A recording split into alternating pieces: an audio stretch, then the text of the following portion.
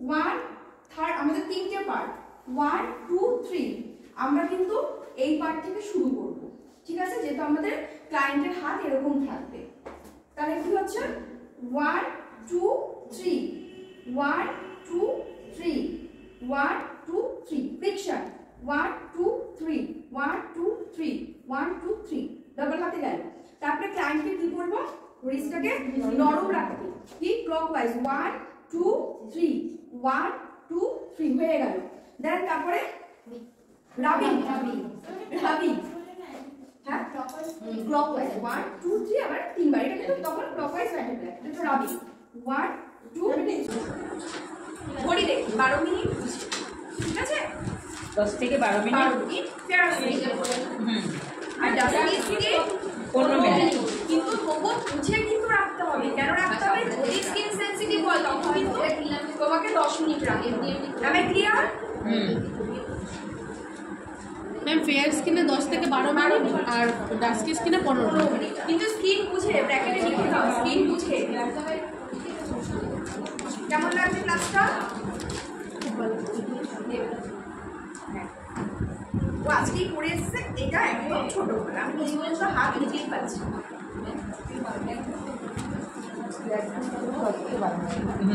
skin বুঝে সব সময় 90 লাগবে ব্যাগে হ্যাঁ সবসময় নাইটি সবসময় নাইটি পরের দিন সবাই নিয়ে আসবে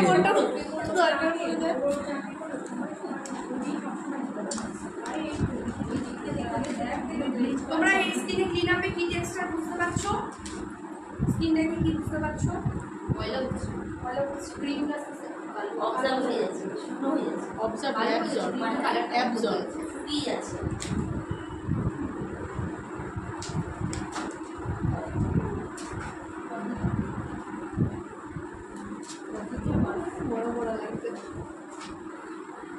দাঁতগুলো বার করে গেছিস কেরকম ভাবে কোলগেট হাসি আজ সব রকম পেস্ট আমরা একসাথে ক্লিন আপ মিক্স করে করে গেছিস ক্লিন আপের ক্লাস করেছো ক্লিনজিং মিল্কের প্রসেস কি ছিল কিভাবে করা হবে কাজ কি 10 মিনিট আমি টাইম বলছি না মানে ময়লাটাকে তোলার কি ম্যাম প্রসেস করেছিল আমি যে ক্লিনজিং মিল্কটা ইউজ করছি তো এটার ময়লার প্রসেস খোলার কি বলেছিল জল দিয়ে ম্যাম কি বলেছিল কারণ মানে টিস্যু দিয়ে মুছে নিতে হবে আমি যে প্রসেস ইউজ করছি জিগজ্যাগ স্ট্রোক দিয়ে জিগজ্যাগ স্ট্রোক হ্যাঁ আমার স্কিন থেকে ময়লাটা কি করলে বেরোবে ওই জিগজ্যাগ স্ট্রোক তারপরে স্কিনের ময়লাটা আমার আউট এইভাবে আমাকে একটু ব্যাপারটা দেখো তো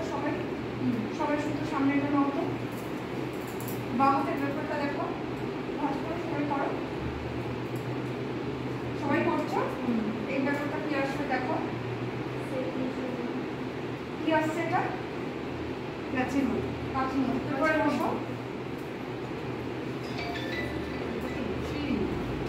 বসো এবারে মাঝখানে বসাবে এখানে বসো এই ধারে ধারে চলে আসো বসো তোমার পিঠে কেন যেখানে বসো আমি বসে দেখো তোমাদের একটা কথা বলছি যেটা যখন ডাইরেকশন দেবো তখন সেটাই করবে কোনো অসুবিধা হলে আমাদেরকে বলবে ঠিক আছে তুমি ওর পিঠে এখন করবে না এখন সেটা অ্যালাউ নেই ঠিক আছে হ্যাঁ প্যাচ খেয়ে গেলে আবার নতুন করে করবে নতুন করে সুতো নেবে সুতো এখানে চলে আসতে বলে যে প্যাচ ছাড়বে না তা কিন্তু সুতো নতুন করে নিতে হবে ঠিক আছে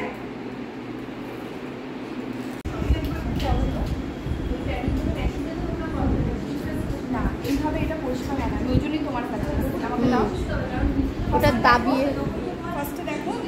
এটাকে ধরলাম তোমার কাছে রুমাল বা টিস্যু আছে না তুমি এটা নিলে ঠিক আছে আমি আগে কী করলাম আমি জিনিসটা ধরলাম ঠিক আছে ব্যাপারটা কি আসলে